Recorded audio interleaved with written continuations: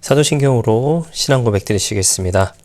전능하사 천지를 만드신 하나님 아버지를 내가 믿사오며 그 외아들 우리 주 예수 그리스도를 믿사오니 이는 성령으로 잉태하사 동정녀 마리아에게 나시고 본디오 빌라도에게 고난을 받으사 십자가에 못 박혀 죽으시고 장사한 지 사흘 만에 죽은 자 가운데서 다시 살아나시며 하늘에 오르사 전능하신 하나님 우편에 앉아 계시다가 저리로서 산 자와 죽은 자를 심판하러 오시리라.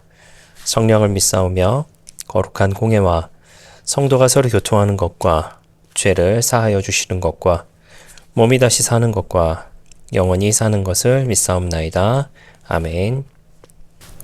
함께 은혜 나눌 하나님의 말씀 누가복음 14장 12절에서 13절까지의 말씀입니다. 누가복음 14장 12절에서 13절까지의 말씀입니다.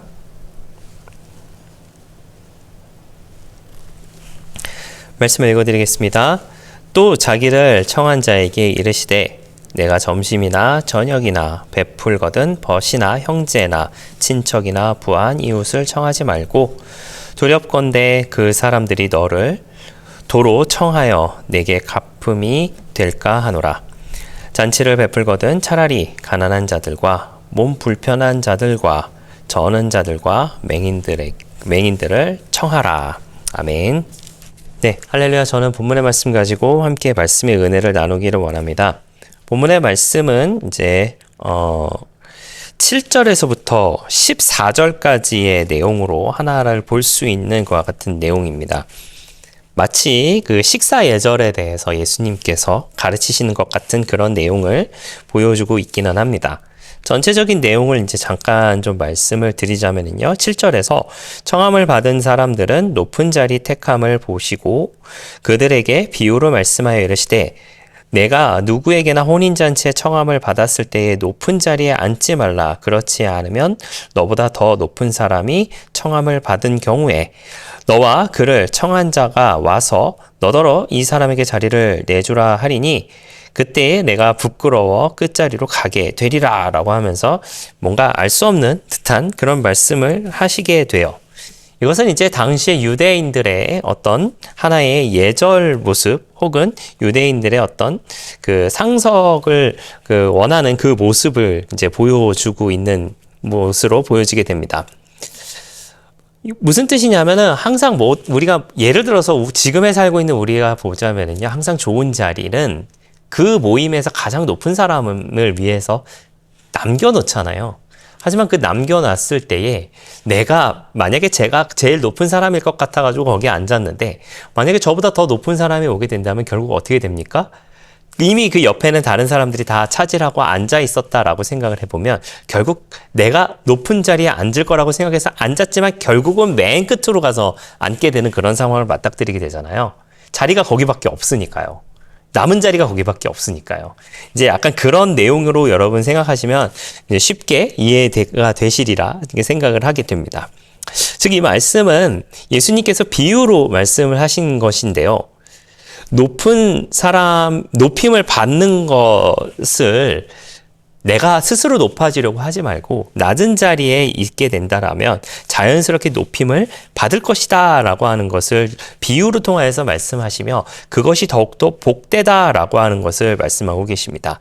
그렇다면 여러분, 이 말씀이 왜 등장하였는가 라고 하는 것을 좀 우리가 생각해 볼 필요가 있어요. 자, 본문을 조금 앞으로 넘어가 보도록 하겠습니다. 14장 1절에서부터 좀 생각을 해보면 좀 이해가 편하시리라 생각이 들어지는데요.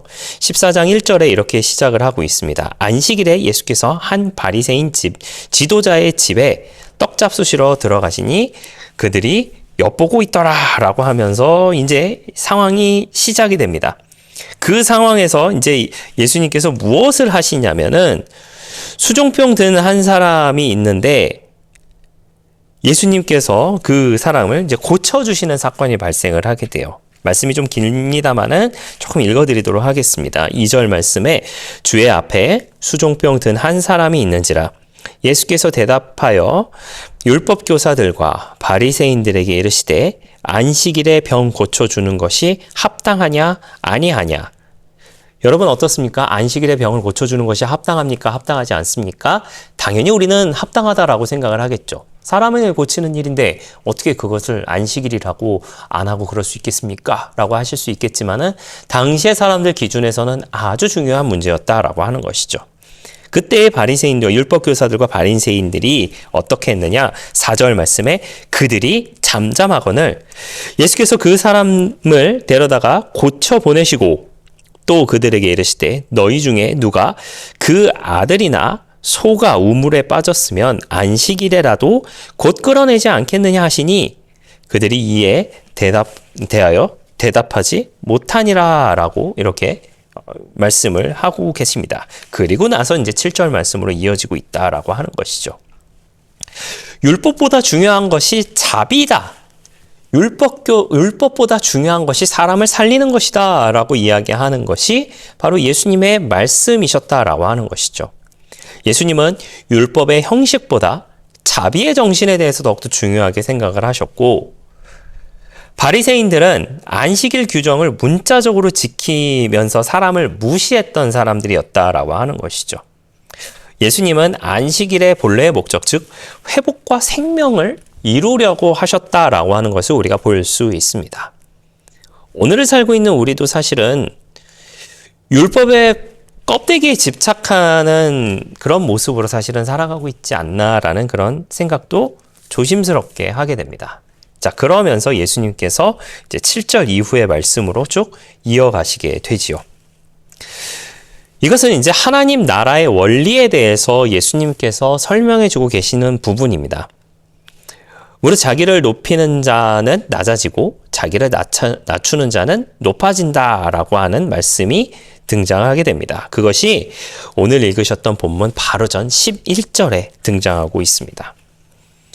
그렇게 예수님께서 이 말씀을 하시면서 낮아지는 모습에 대해서 이야기하고 계세요. 그 낮아지는 모습은 단순히 겸손에 대해서 말씀하고 계시는 것이 아닙니다. 그 겸손에 대해서 말씀을 하는 것이 아니라 겸손만을 가지고 말씀을 하는 것이 아니라 그 겸손의 모습을 통한 율법 실행에 대해서 이야기하고 계시다라고 하는 것이죠. 자, 이게 무슨 이야기냐면요. 당연히 예수님께서 말씀하신 것은 겸손에 대해서 말씀하신 겁니다. 누구에게요? 바리새인과 율법교사들에게. 그 사람들에게 겸손하라라고 말씀하시는 것이 예수님의 말씀이셨어요. 그 겸손은 그냥 무지하게 그냥 낮아지는 모습으로 무작정 낮아져라라고 하는 그런 모습이 아니라 알고 있는 것에 대해서 더 겸손하며 그 알고 있는 것을 겸손한 마음으로 실천하며 누군가를 정죄하는 것이 아니라 누군가를 살리기 위해서 자신이 알고 있는 것을 사용하라라고 이야기하는 것이 바로 예수님의 말씀이셨다라고 하는 것이죠. 사실 요즘에 교회에서도 그런 경우들이 많이 등장하는 것을 우리가 생각을 하게 됩니다. 우리는 율법의 시대가 아닌 은혜의 시대에 살고 있음에도 불구하고 마치 율법의 시대처럼 말씀으로 누군가를 정죄하고 말씀으로 누군가를 판단하는 그런 경우들이 너무나도 많이 있죠.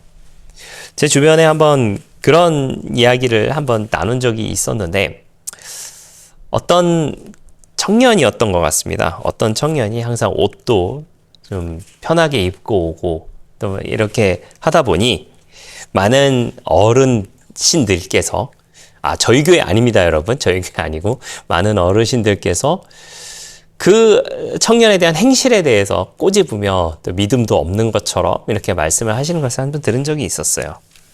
하지만 제가 보기에는 뭘 제가 감히 판단하고 할 부분은 아니지만은 누구보다도 신앙이 좋은 친구였던 것으로 저는 기억을 하게 됩니다.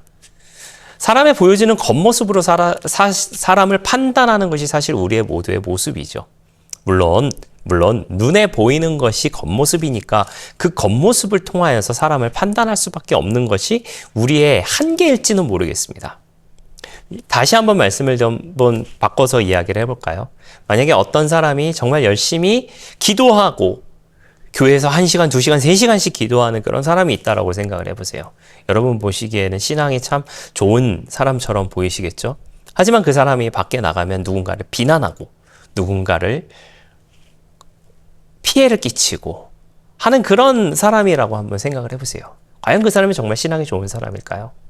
반면에 몸도 후줄근하면서 또한 기도도 많이 하지 않는 것처럼 보이고 또한 교회에서 봉사도 안 하는 것처럼 보이는 그 사람이 정말로 복음을 전하는데 열심히인 사람이었다라고 한번 생각을 해보세요.